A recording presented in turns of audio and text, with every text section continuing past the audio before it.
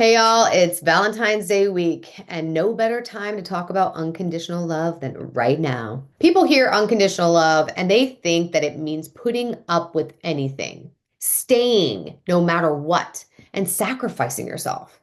But let me be clear here, unconditional love does not mean tolerating abuse. It does not mean sacrificing your standards or your self respect. And it does not mean staying in a relationship that no longer aligns with your values. Today, we're going to get a deep dive into what unconditional love actually means. Let's get started.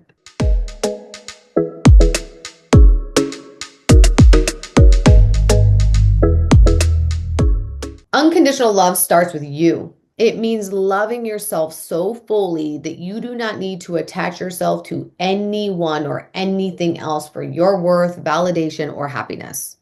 It means having non-negotiables and holding yourself and others accountable to uphold standards. It means choosing love freely, not from fear, obligation, or any type of attachment. So let's break it down because I know some of you might already be feeling a little triggered right now.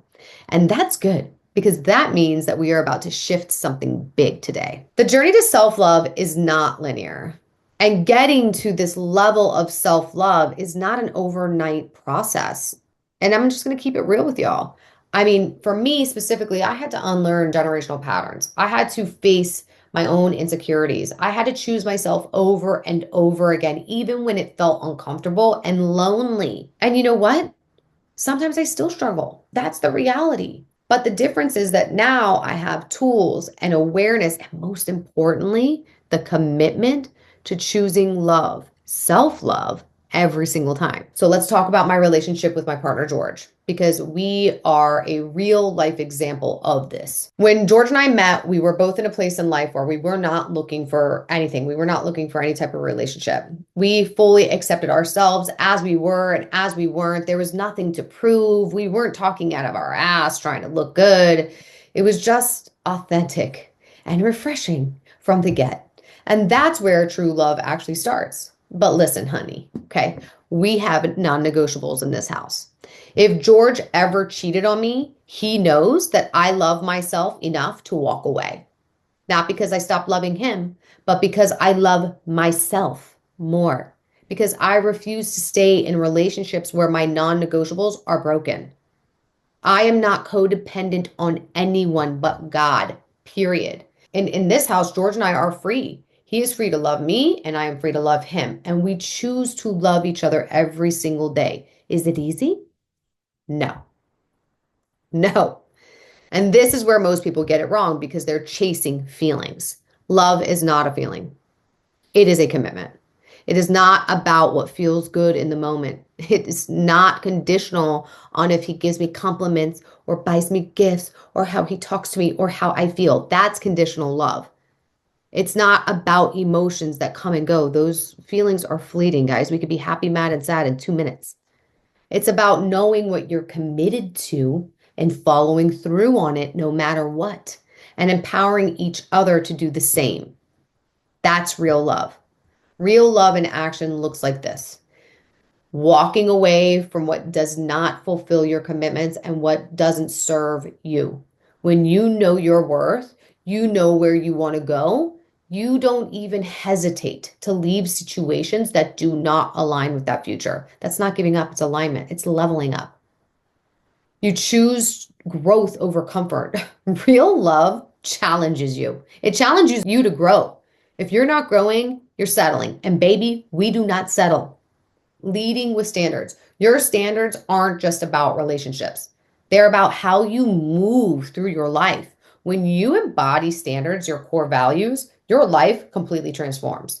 For example, if George and I are both committed to a life of respect, honesty, and integrity in our relationship, then that's the standard.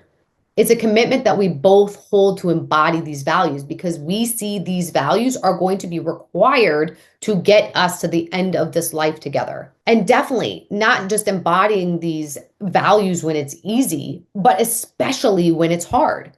That means that when temptation shows up, because it will, we are not moved.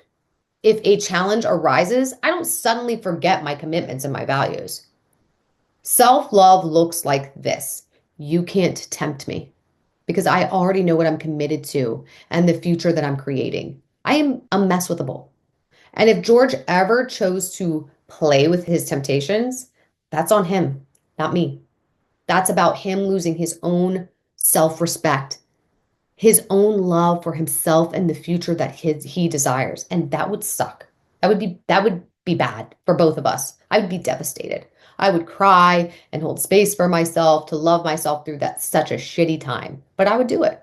And let me tell you, this is why in this household, you will love yourself first above anyone and anything. Because when you love yourself first, you show up better in every relationship. Now, let's get real about standards because this is where the transformation happens. Standards are not restrictions, they are declarations of your worth. They are not about controlling others, they are about elevating everyone. And yes, having high standards might make some people uncomfortable. That's their growth opportunity. And if they don't want to do it, great, let them go. That's on them. They don't have to. They are free to choose. Let them. Mel Robbins nails it on that. Let them and move on. But don't sacrifice your standard. Remember, when you raise your standards, you raise the energy of every relationship in your life. You create a space where everyone is called to show up as their highest self. But let me be clear here. You do not get to create standards that you yourself do not embody. All right? No double standards here. So self love looks like embodying your own standards. When you operate from standards instead of fear, you are not pushing people away. You are inviting them to rise. You are not protecting yourself. You are projecting your vision. You are not building walls. You are establishing a solid foundation for sustainable growth over time. And this is what George and I practice. We don't need boundaries to keep us safe from each other. No, that's conditional because we have clear standards about how we communicate, about how we show up for each other, about how we honor our commitments, about how we grow together, how we raise our family. When you love yourself, you love others better. Now, this is also a discovery in that partnership. But basically, you have to know what your non negotiables are before you even get into these relationships. Now, let me say this loving yourself doesn't mean you become hard or closed off. In fact, it makes you even more open, more compassionate, and more present in your relationships. It's like you are overflowing with love because you are the source of it. You can't give someone something that you don't have. If you don't have self love, then you can't love others. You will just be pretending, which is a foundation of failure. It's not sustainable. It's to be inauthentic and it will come crumbling down. Listen, because I love myself, I can love George more fully without fear or attachment of what's going to happen. Because I love myself, I can hold space for him when he's struggling and be there for him without making his struggles mean anything about me. Because I love myself, I can be present and give love without needing constant validation in return. George does not need to be coming in here giving me compliments and all over me. Like he knows that. He is totally free. And it's what's great about it is that I actually appreciate him even more when he does because it's not an expectancy. It's just utter gratitude for him. But I am the source of my own love. Loving yourself makes you a better partner, friend, a better human being because real love is free. It's not about possession or control or proving anything. It's about commitment to what truly matters. Your next chapter starts now. I want you to do something right after watching this. One, I really want you to write down one relationship pattern that you're ready to transform. One thing that you are declaring complete for yourself right now. And secondly, I want you to list three standards that you're committed to today, three values that are going to have you accomplish the relationships and the futures you desire. Here's the truth.